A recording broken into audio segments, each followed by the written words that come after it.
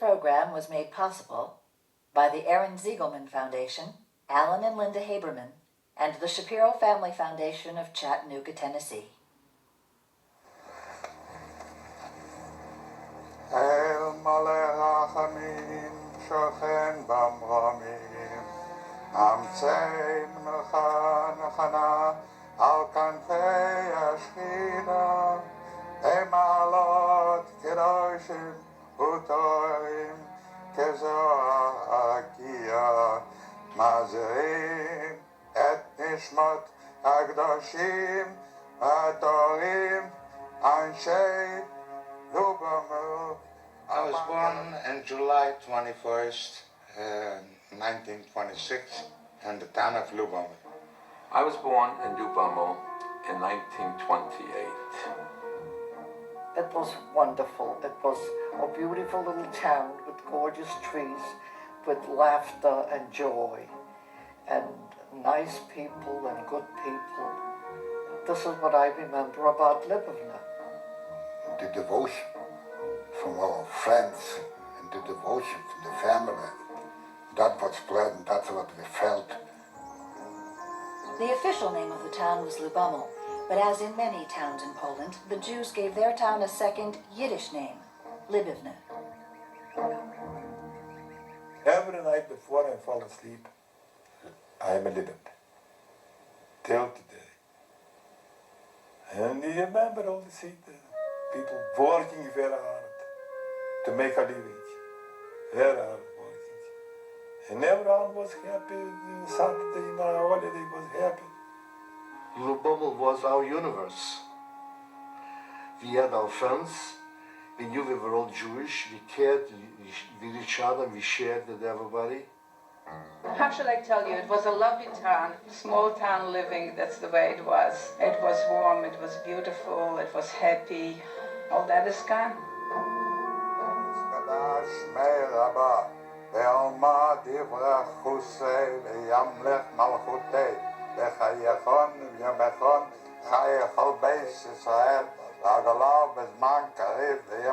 Amen.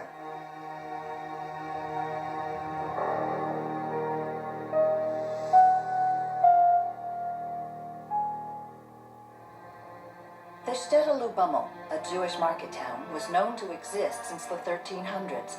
Most of its people were religious. For 700 years, they worked hard to make a living.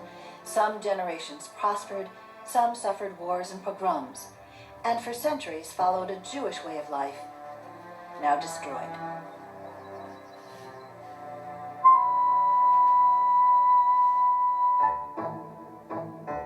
Luboml is located 8 miles from the Bug River, halfway between Kovel and Chelm, far from any big city like Warsaw or Krakow.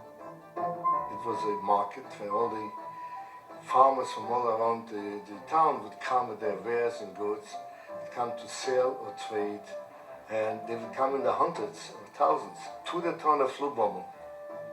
There was nothing unique about Luboml. It didn't have a big mountain. It didn't have a major river. No one famous came from Luboml. So there was nothing special, except Luboml is most likely the same as the thousands of other shtetls in Poland, in Russia, and Eastern Europe. Luboml was known for its great synagogue. The big shul was right in the back of the market, right in the back of Getman's store. All the streets is like in Paris did the Arc de Triomphe, where all the streets run into the Arc de Triomphe. I think all the streets in that town ran into the marketplace. What I remember really is the family, of course, friends, and the market. That around the market, it was all the life was organized because we came there to meet each other. Market Street first was a street, a couple of houses. Then it was a very large square area, very large. And they used to come every Monday, was market day. The marketplace was so crowded on market day, it was almost impossible to move. The noise was deafening. Voices of vendors and buyers, mooing of cows, whinnying of horses, snorting of pigs, all filled the marketplace, which bustled and hummed without let-up until late afternoon. All the wagons would come from one part where they would sell cattle, like cows or horses, another part they would sell clothes. Even the other days of the week, the market square remained the heart of the town. The market looked square, four square. One corner was a kino. After that was this a drugstore, and then after the drugstore was a guy who used to sell suits. After the suits was a guy who had a store. He used to farm equipment. Used to sell. He was a Ukraine, and then a textile store, and then in the other corner was a shoe store. This building to the left that we're standing Yes, was my mother's restaurant, Right. and my uncle, and the photography store, so later, was in the back, and my grandmother, my paternal grandmother, lived in back of the restaurant, and also I remember there was an ice cream parlor someplace here. Yeah, and this, Maisha, right? you see, this in the stores, what I Uh-huh. tell you was in the left-hand side, and here in the corner in the stores, it was ice cream parlor, and the middle here also was ice cream Maisha parlor. had he had, I used to go there and watch the guys play billiard. He had a right. billiard I remember. in the back. I used to hang out as a kid. Market day was over in the afternoon. The wagons of the peasants began to leave the town, making a little less noise than in the morning. The shtetl became quiet. The rough day of running around and hard work was at an end. Most of the merchants and other townspeople had earned a profit for the coming week and could now go home to sleep in a much happier frame of mind.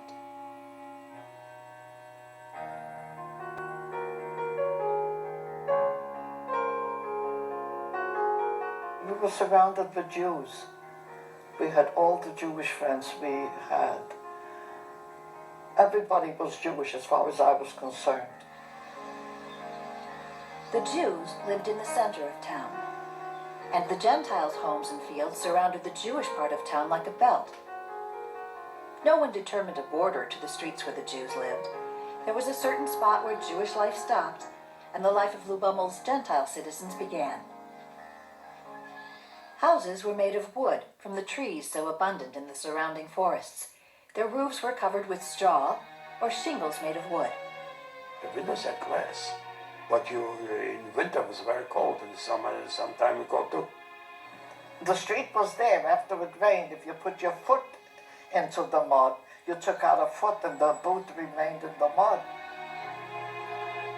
I was born to a very comfortable family. It was considered one of the biggest houses in the little town.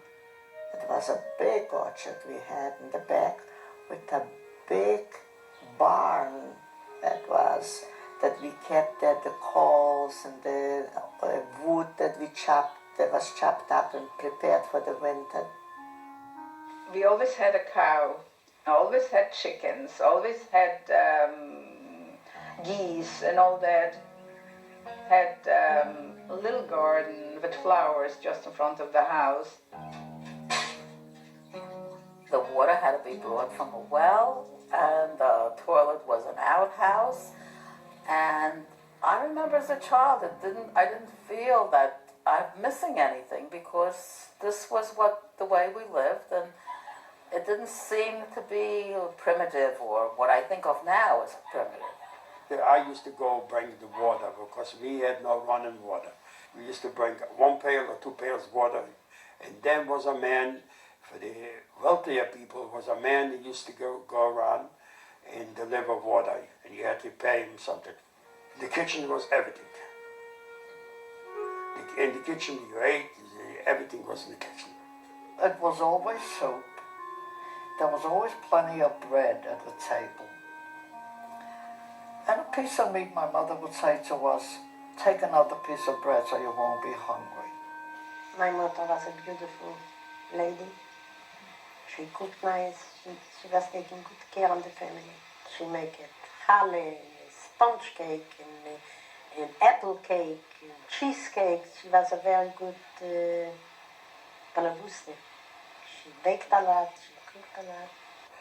We were Jewish, we ate kosher food. There's no such a thing as not eating. You couldn't, if you wanted to, you couldn't eat non-kosher because it was all kosher. You bought meat every day if you needed it because there was no refrigeration. So every day you had to go to the butcher to buy today's supply.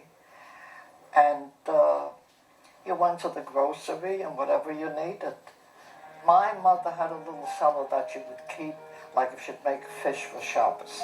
It had a cement floor, and we could keep potatoes for the winter and all different vegetables that you can keep for a long time. My mother used to send me for butter, but we went to someone that churned fresh butter, and I used to love butter, and on the way home I would eat half of it plain, and then have to go back for more. My mother used to cook and bake. Friday morning she used to get up at 4 o'clock, start the oven, and bake bread and challah. In the morning, everybody was busy. We didn't eat in the morning as a family. Everybody ate whenever they would. For breakfast and eating for lunch. And my mother she was a good cook. She used to make a big soup. I believe that every woman, every mother cooked the same kind of food in Luboml. You didn't have Italian, Chinese, Japanese, Korean. You ate Jewish food. It was the krepler, knedler, latkes. In Purim you had Homontash, and in Hanukkah you had latkes. And Shabbos you had a chont and a kegel.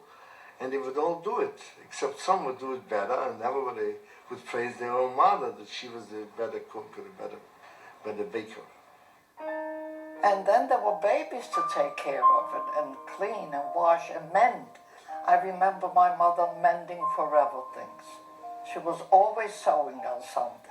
This one tore this and this one tore that. 6 children. Life was challenging in many ways, especially when someone fell sick. There was no hospital, for most no telephone to call a doctor, and in fact usually only one doctor in town. For many people, folk remedies saved the day. Hey, you remember Bankis? Yeah, this is my first thing with a feldsher, not a doctor. A feldsher? Yeah, but he specialized to put this on your bed. Oh, when he you're was. sick. Oh, I see. He was the man who came. Oh, I see. To the house, really? not the doctor. It wasn't. I mean, no. It wasn't done by a parent. You had to have like. It was woman specialist with the new too. But if you want to pay and have a professional, you used to ask a feldsher. And how? And he used to come to the house Right. and put in a little alcohol there, lit it, and then put you on the bed. And both sides, 3 ropes, and one side, one, and then there was like a suction. And then when they removed it, there was a round red. Yeah, the mark sit there. Yeah. And maybe for a week sit there, you could see the mark. And if you had a cold, right? Yeah, there's a lot of help. Pulled out you whatever inside you had, the germs or something, and you walked away out. Making a living was not easy. For some, it was hard and a constant struggle. Most people spent nearly all their time trying to support themselves. During the week, everyone worked, from early morning until late at night. This one in a workshop or a factory, someone else in a store or at a trade. Some people had money, some people had good trades. If they had work, they had money. If there was no work, there was no work altogether. It was difficult. We didn't pay taxes, but you had to work for the town. They built a little bridge, you had to help. They built a sidewalk, you had to help. If they made a street, you had to help. My father was a master mechanic. He was an inventor. At the age of 12, he opened up a machine shop. He got all kinds of motors and machines. They were the largest works in the entire region. My father was a middle class. Of course, he was working in the factory that made the beer, the vodka, and he was good paid. This was a big factory, huge factory for living standard.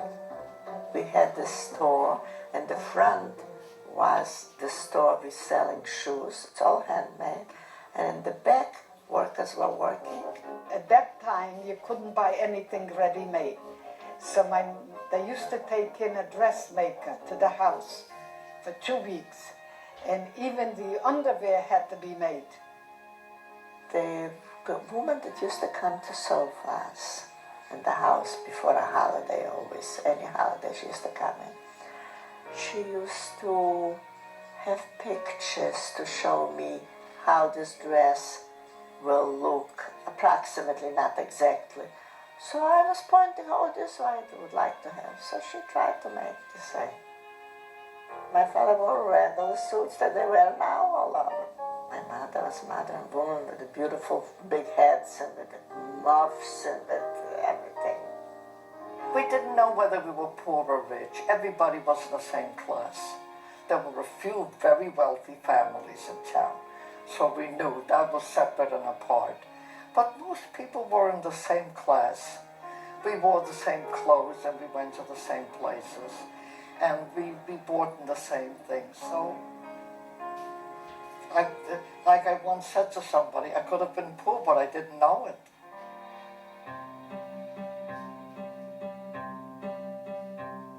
Education was important. Parents, no matter how poor, felt it their duty, a duty of the heart, to see their children learn Torah. When a boy reached the age of 3, he was sent with great joy to the cheder, to the nearest teacher for small children. When I grew up, I went to a cheder. Cheder is a Jewish school where they teach you Hebrew and Yiddish. And as far as I remember, as far back as I can remember, since the age of 2 or 3, we went to a cheder and we studied Yiddish and Hebrew. There were quite a large number of teachers for the little children, boys only, perhaps 3 to 5 on every street. They made a meager living, and their work was backbreaking from morning until late at night. The teachers were no-nonsense teachers. You just spoke up when you shouldn't have, or conversed with your friend, and the slap in the face would come immediately because that was the custom. For those children who could not afford a private teacher, the community supported a Talmud Torah, the official Jewish school, where the poorest children and orphans studied. Only Jewish subjects were taught in the Talmud Torah. Secular studies were taught in the public school, where Jewish and Christian boys and girls shared the classroom. Yiddish. Our language was Yiddish. We went to the Polish school and we spoke Yiddish, but we would see a teacher or somebody, we would speak in Polish. Oh, it's a little story maybe I'll tell you. I remember if they want to punish something, they used to usually hit them the leg with a ruler or put you in the corner. But for a boy, it was the worst thing. The boys used to sit separate and the girls separate. So if you want to punish you, if you were a bad boy, they put you near a girl. But you were more punishment that set you between 2 girls was the worst punishment. In the public school, the Jewish students felt the sting of anti-Semitism.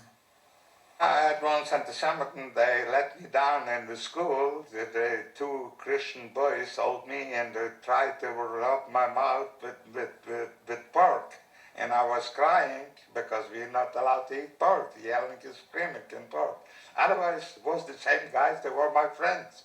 Many a times I had the principal coming into the classroom and yelling at us, "Dirty Jew, go to Palestine."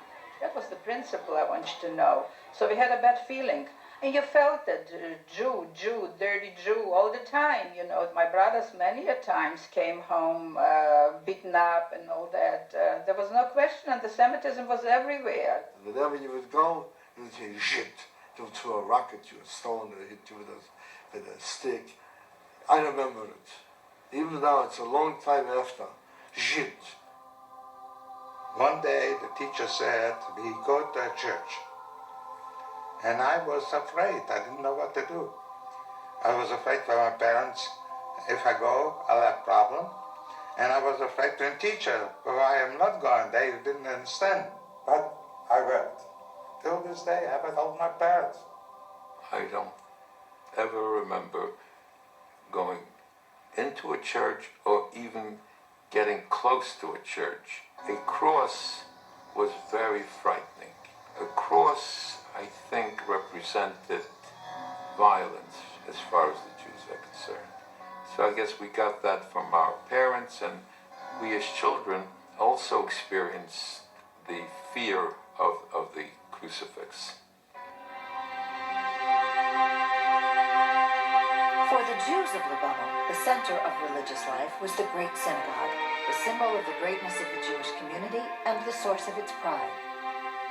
In special times of trouble or mourning, holidays and festivals, people came to the Great Synagogue, which they believed was one of the most beautiful in the world. The Great Synagogue was a very structure unique by itself. Just looking at it, you knew antiquity. The Great Synagogue was built in the 1600s. Since it was a time of constant wars with the Tartars and the Cossacks, the synagogue was built as a fortress. It was awe. We looked and we knew that this is a place where God is here and the people here, the souls are here.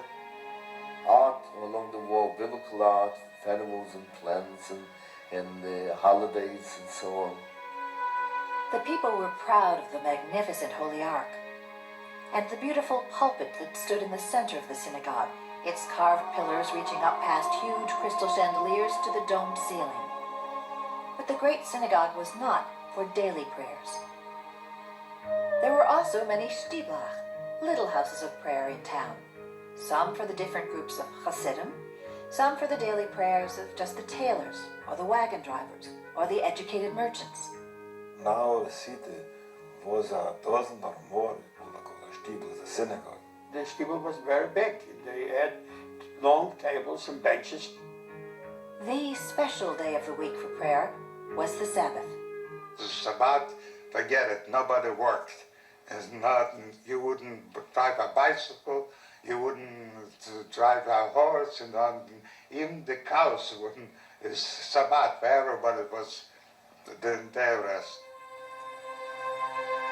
When the sun was beginning to set, Jews dressed in their Sabbath best were seen hurrying to their particular shtetl. It was evident that Sabbath had come to the shtetl. Came Shabbos, everybody was a king. I remember when I was young, when I was praying straight to God. When I was standing Shemoneh, I was talking to God with all my soul, with all my hearts.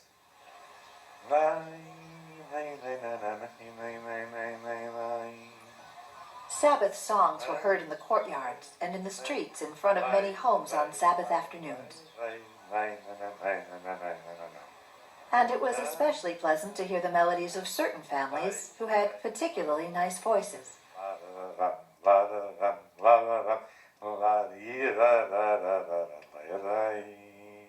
My parents, they were religious, not fanatic, religious, like all Jewish people. It was a beautiful family life. Everybody practically was traditional Orthodox Jew. Shabbat was observed, and nobody knew any different. With the setting of the sun, the mothers received the Sabbath with the lighting of candles. It was lovely. She lit her candles, and there was a Friday night dinner. Tradition prevailed. Shabbat was very nice. We were all, each child had a little silver cup. We called it a koise. And when my father made Kiddush, he filled up the cups according to age. The smaller ones got a little bit wine, and the bigger ones got a little more wine. Shabbat, nobody went hungry, if the community could help it. The people from different parts of Poland, they came to the shtetl because they were poor and they looked for food even. So they came and they slept over in the shtetl.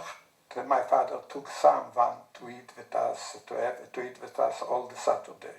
It was poor people, the only thing to fill up their stomach, and the cheapest way to eat was potatoes. So they used to sing, so well, you start with Sunday, you eat potatoes, Monday potatoes. Dienstig mit verwollen bis Donnerstag Bulbis, Freitag Bulbis, Shabbos a Kegel von Bulbis und Sonntag weiter Bulbis.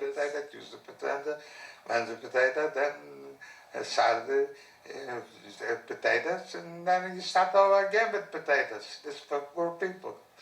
There's always potatoes. Potato was available. Friday, there were some women that walked around to collect a challah, bread, plätzler, and my mother would give them. And they never told us who the poor people were. I had an idea my mother knew, but she never told us. That was such an honorable thing.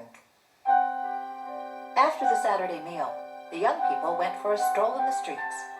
Every Shabbos, we used to walk in the street, the flowers, and they used to smell so beautiful. And all my friends used to get dressed up, and we used to walk in the street. Every place you went, everybody knew you. You were somebody. Somebody.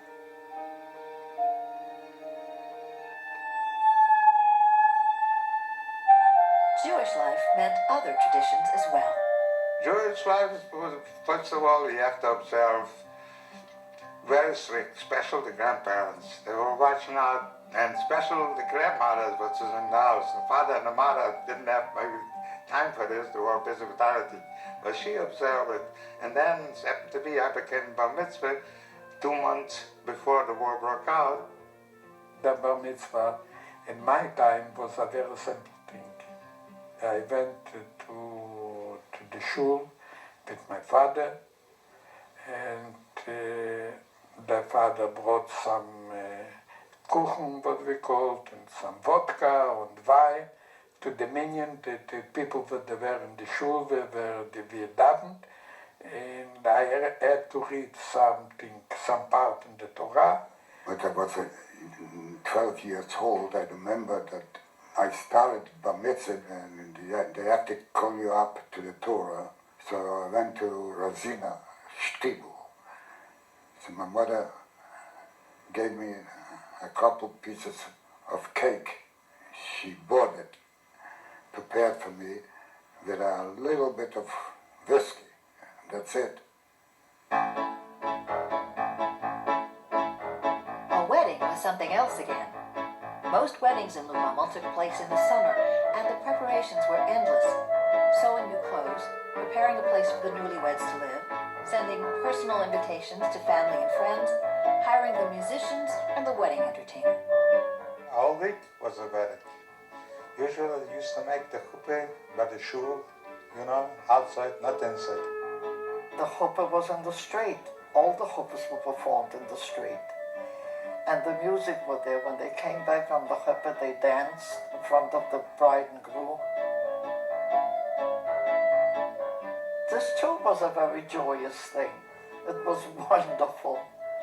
The whole town was alive when there was a wedding.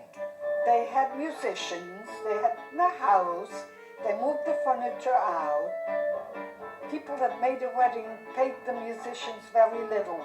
But the guests, if they wanted to dance, they paid the musicians for a dance. Weddings were nice. Funerals weren't so nice. The funerals were a city procession. I don't remember a chapel, but I remember carrying bodies through the city, and everybody followed to the cemetery. It was a game. We all followed the procession to the cemetery. Funerals, I tell you, as kids, we never wanted to look at funerals. In America, you put it in a casket. There was not caskets. 4 people used to carry the dead body. If he was tall, the black blanket didn't cover it. That person is always dressed in white for some reason. And when they put him on the grave, they put a couple of boards on top of him and they buried him. Only rich had headstone. Very few stones. Only the wealthy had stones. Shall I tell you, such a happy people, such a nice people. Every time it was a holiday, it was really a holiday. I'll never forget when it came Simchas Torah, my grandmother made thousands of kreplach and used to bring them to the temple. The favorite holiday, I think, was Pesach. First of all, everyone knew something new. All the children, a new suit, new shoes, new socks, new underwear, everything was new for Passover.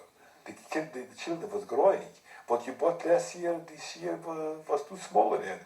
Pesach, it started a few weeks before with baking matzah. It's all rolled by hand, the matzahs. There used to be a bakery all year round. There was a big room and there was the women standing and rolling the matzah and the men cutting the dough. Yom Kippur is always in September, about September and then early October. It is autumn. I remember that the leaves from the trees are fallen in that time, and it's such a sadness on the town. It is like the town is paralyzed, and the sky is gray, and it's always windy. Of course, every shop was closed.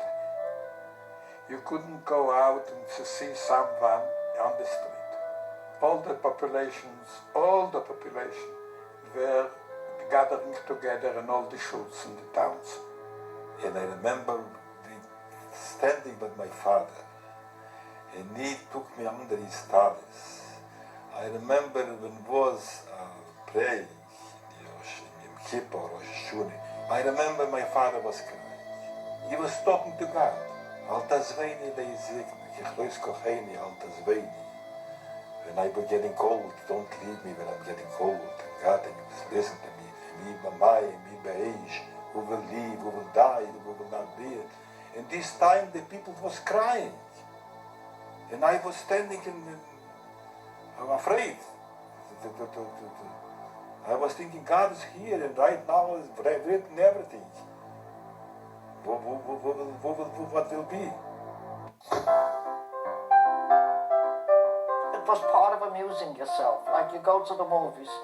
Let's take pictures. If we had money, we went and we took pictures. And that was probably the best thing we did.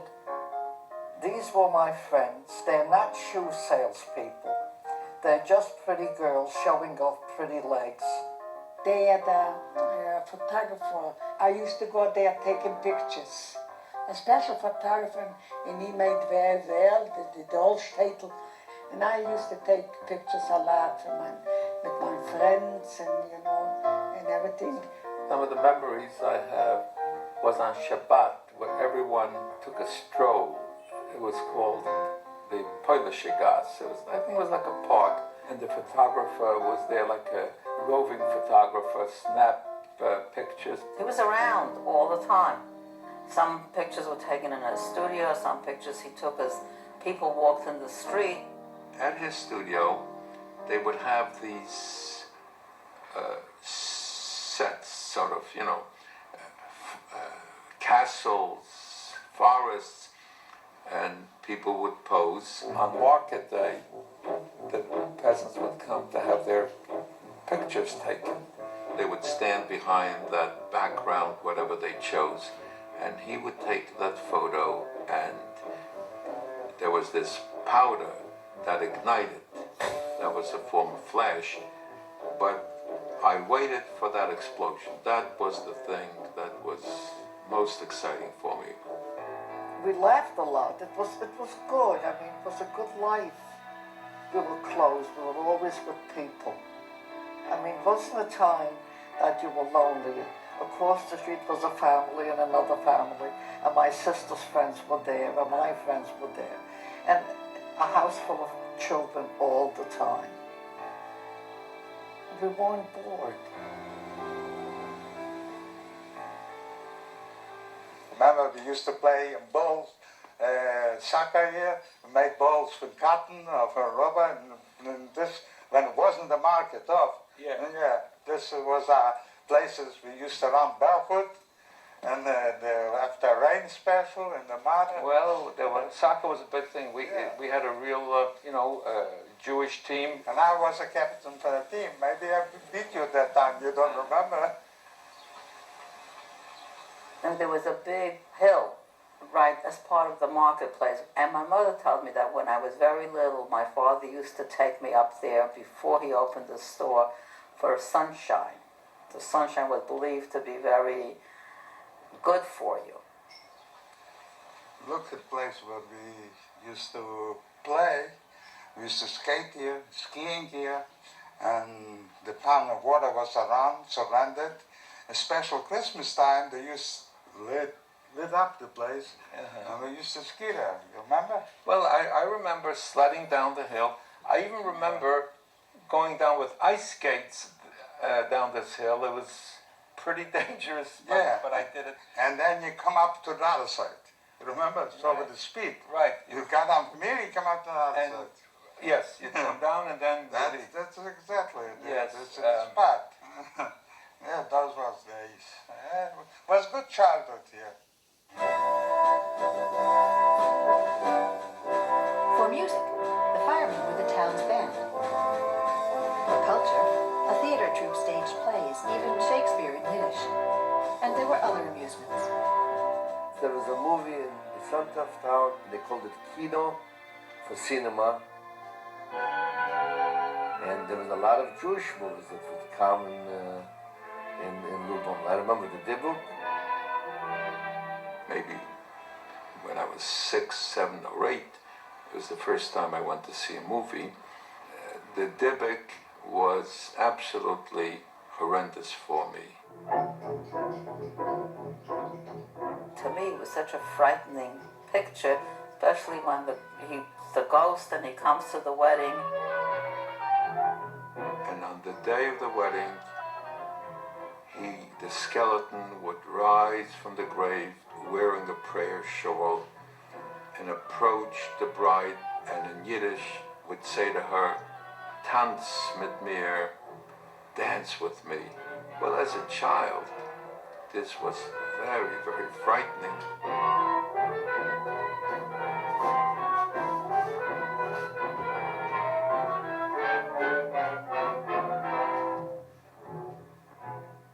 For years and years, I used to picture the scene where he would come out of the grave and say, "Tanz mit mir, tanz mit mir." And I hid under the seat.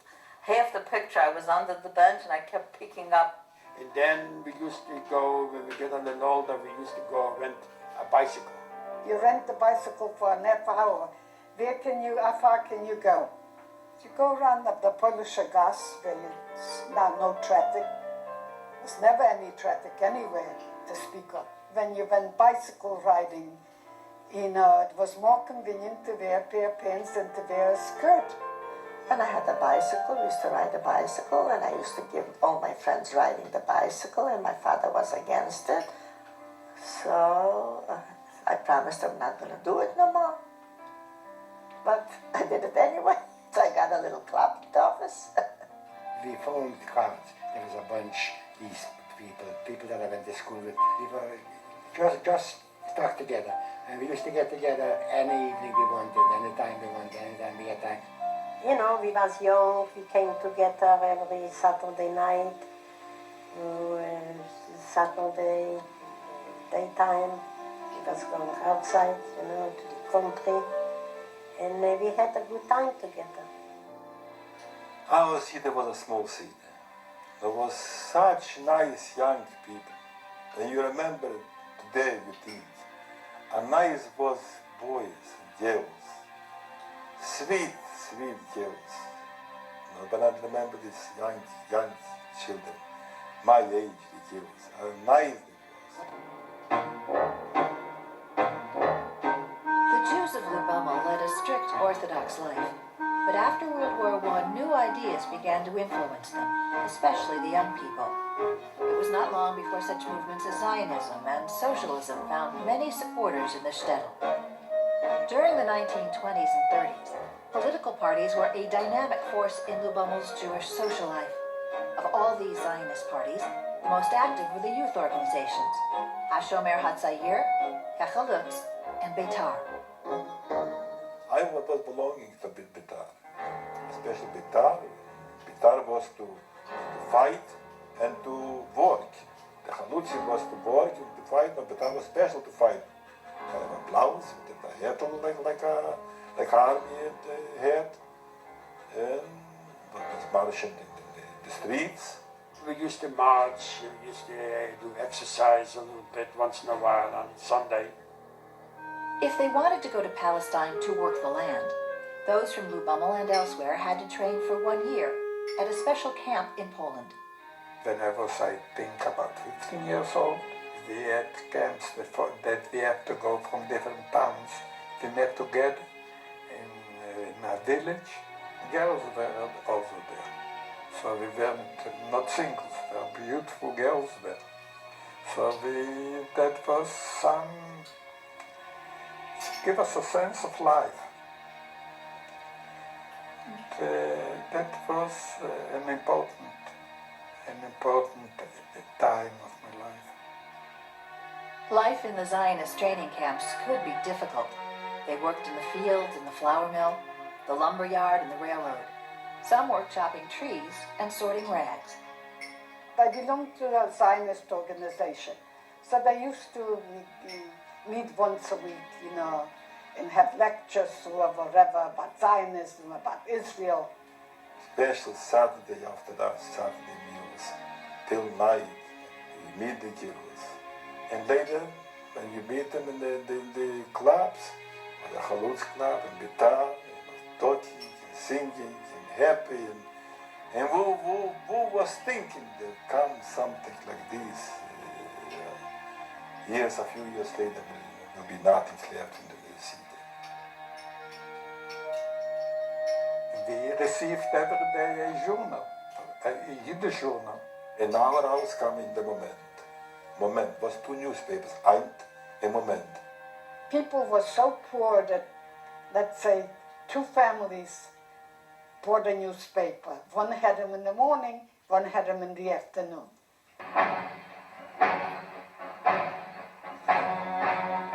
What happened in Kristallnacht was in all the Jewish papers was, you didn't call it Kristallnacht, you called it the reading of the Jews, but we didn't understand, it did not sink in. But we knew it was something terrible, it was a signal for bad or worse. Then, at that time, the Polish anti-Semites raised their ugly head. They subjected the Jewish merchants to taxes and all forms of discrimination. There's no future in Poland, you see. No work for young people. That's all the young people could do is sit in the libraries and read and carry on discussions among themselves. In the moment we knew it was not the purpose, it was not the future of ours. I believe that in our time, in the 30s, Luboml was on a downtrend. This is a letter written by my uncle Jaske, written November 23rd, 1937, to my uncle here in New York. He tells him how terrible things are. It's simply that one goes around so beaten down by melancholy and fear about tomorrow that it is as if one's hands have been amputated. Can you understand at all what we Polish Jews are going through? No, 1,000 times no.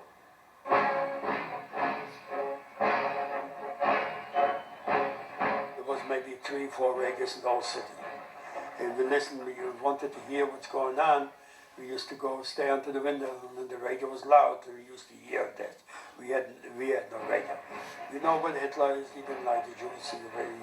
The Jews as second-class citizens.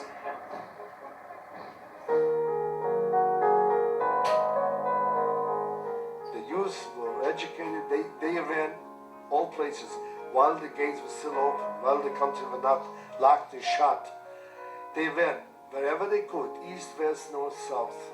Most of them went to America, a lot went to Palestine, some went to Russia, some went to France and England and Australia. You name it, they're Luboml people. I think all the youth of Luboml would leave. I felt everything was closed for a Jew. Everything, that we were shocked. The only place I wanted to go, and I could go, was to go to Palestine then. The day of Aliyah, when trained pioneers left for Palestine, was a big holiday for the town's youth. They told me that I received the permit to go to Palestine, so they took me to the train, and that was the last time that I saw my father and my mother. I didn't see before I left, and I think that was the only time the only one moment that I can remember that my father embraced me and kissed me. I went myself, I left Luboml all by myself. With all my friends going to the train, to the railroad. I went by myself from Luboml to Warsaw, from Warsaw to Gdańsk, from Gdańsk to Gdynia, and then to the United States. If somebody left for America, the whole town came out to the train and cried. They didn't cry because they're leaving. They were happy for these people. This is a scene at the railroad station in 1938 as we were leaving from Luboml to America. We went to the United States because my uncles felt there would be a better chance for my brother and myself to grow up here. And as soon as we left, it didn't take long. Like the following September, Poland was invaded. The war came so suddenly that you couldn't think of leaving. On the morning of September 1st, 1939, echoes of shooting in town and sounds of artillery were heard, followed by dead silence. The Germans started to bomb the war started, and everything went. Our house on the street was the first burned out at all. At 12 o'clock, I saw the first German coming into the city. And then came tanks, soldiers came in. And looking at them, I didn't like it. You saw it's a different nationality altogether. 11 breed of people. I never saw Germans before. A column of tanks appeared in the center of town with officers of the German army. The Nazi troops distributed candy and sweets to the children. They stayed 3 days. They didn't do nothing. And then, on the third day, they came an airplane and threw down papers in Russian, and Polish, and Jewish. Don't worry, citizens, the Germans are not staying here. The Russians are coming here. At that time, everybody was relieved that the Germans are not staying here, that the Russians are coming. One morning we get up and we see on the streets, on the mud, in the center, for the Russian army.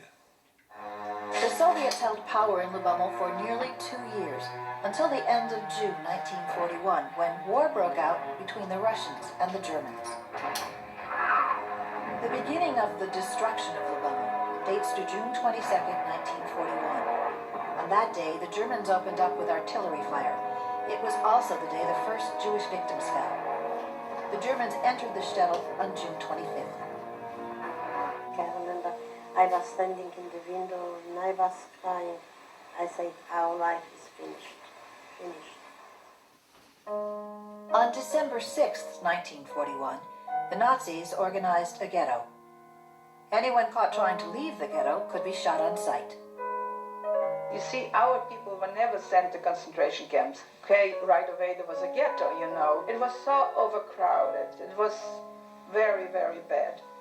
You never raised your eyes to look at the German even. My God, never, never. When they walked on the sidewalk, Jews were permitted to walk on and only in the middle of the street, you know, not on the sidewalk. Nobody raised their eyes even to look at the German. We were afraid to look at them. After the occupation, the truck arrived in the corner of my house. They took out my father.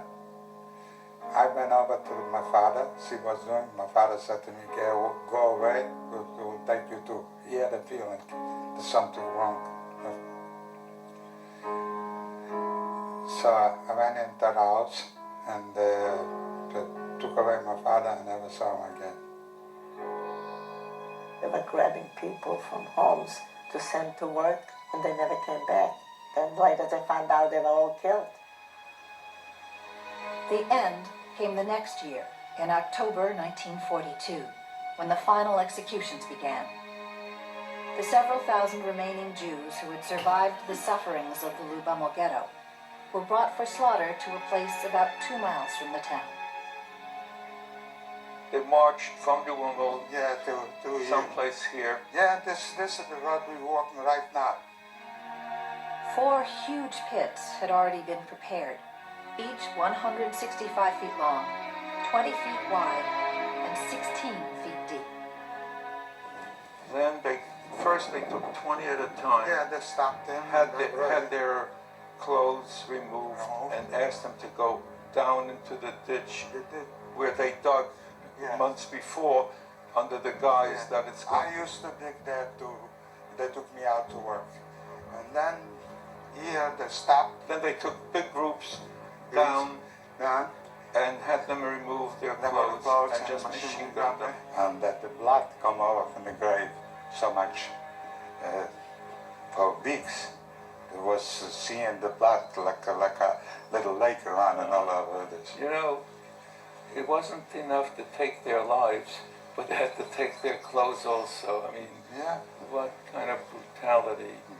This what kind of people were there? It's not about it. This took away the dignity. Even there were poor people, righteous people, and everything. You know, you can imagine the terror, the mind, but it went to last men carrying a child and everything. You knew this is the last destination. Such hate is just beyond imagination. There were such good people in town. Let them rest in peace, and their memory should live forever. Amen. You couldn't explain, nobody could explain what's happening. Everybody was questioning, where is God? Where is God? Why did he permit to do it? Everybody had that question, but there was no answer.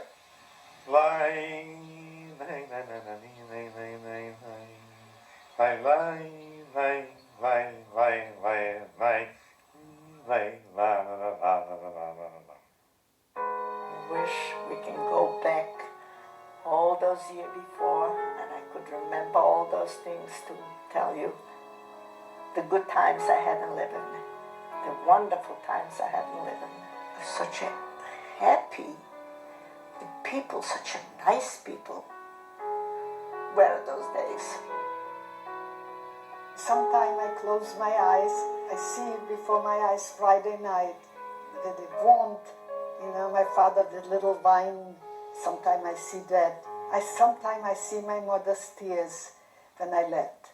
Sometimes I close my eyes and I see her tears. I remember my grandmother a lot.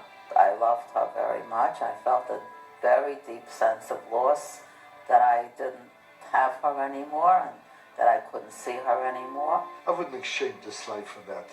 But these were the roots. That's where the fruit, a tree, grows from the roots up.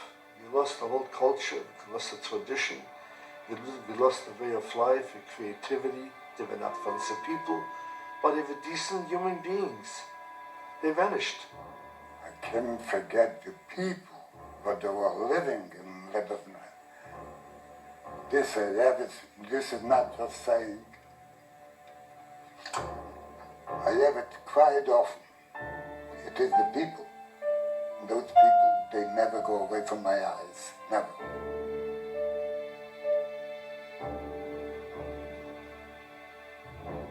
Yisgadal v'yiskadash shmei Avo, ve'oma divrei v'yamlich malchutei, v'chayechon v'yamechon, v'chayet l'chol beit Yisrael, v'agalav zman kaviv v'imlu, amen. Yesh lama rabba mishamayim, v'chayim aleinu v'al Yisrael v'imlu, amen. V'aseh shalom b'moamov, v'yaseh shalom aleinu v'al Yisrael v'imlu, amen.